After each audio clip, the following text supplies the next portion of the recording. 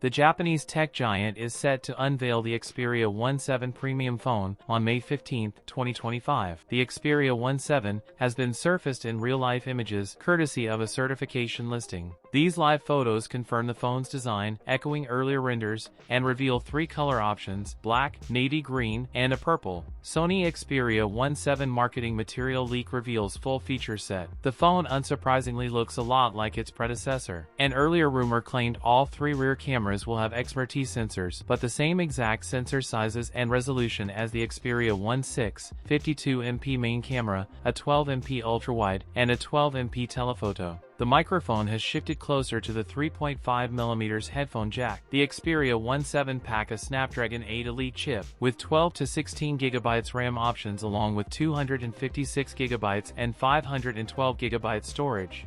The screen is reportedly the same 6.5-inch display, side fingerprint sensor. Screen will have slightly thicker bezels than before. The phone is expected to be priced at $1,399. That's it for today's video. If you enjoyed it, don't forget to like, comment, and subscribe for more content. Thanks for watching, and I'll see you in the next one.